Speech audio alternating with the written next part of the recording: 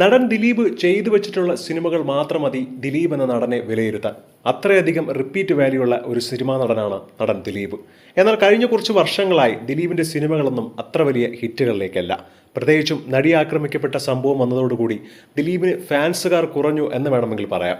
മാത്രമല്ല, എല്ലാ സിനിമകൾക്കും നല്ല രീതിയിൽ വിമർശനവും നെഗറ്റീവുമുണ്ട്. ഇന്നിതാ നടൻ ദിലീപ് ഒരു വേദിയിൽ പങ്കെടുക്കാൻ എത്തിയപ്പോൾ പറഞ്ഞ വാക്കുകൾ സമൂഹ മാധ്യമങ്ങൾ വളരെയധികം ശ്രദ്ധ നേടുകയാണ്. മാത്രമല്ല, ദിലീപിനെതിരെ വീണ്ടും വിമർശനവുമായി എത്തുകയാണ് ഒരുപാട് പേർ. കാരണം, ഞാൻ വല്ലാത്തൊരു അവസ്ഥയിൽ നിൽക്കുന്ന സമയത്ത് ഇറങ്ങിയ സിനിമയാണ് രാമലീല. ആ രാമലീല എഴുതിയ സച്ചി നമ്മളെ വിട്ടുപോയി. തന്റെ ജീവിതത്തിൽ ഏറ്റവും പ്രധാനപ്പെട്ട സമയത്താണ് രാമലീല ഇറങ്ങിയത്. കാരണം മലയാള സിനിമയിൽ ഇനി ദിലീപ് എന്ന നടൻ ഇല്ല എന്ന് പറയുന്ന സമയത്താണ് ലക്ഷക്കണക്കിന് ജനങ്ങൾ തിയേറ്ററിലേക്ക് ഓടിയെത്താൻ ആ സിനിമ സഹായിച്ചത്. അതുപോലെ വർഷങ്ങൾക്കിപ്പുറം പ്രിൻസ് ആൻഡ് ഫാമിലിയും എല്ലാവരും കാണുകയാണ്. ഒരു അപേക്ഷയുണ്ട്, നിങ്ങളതെങ്ങനെ എടുക്കണമെന്ന് എനിക്കറിയില്ല.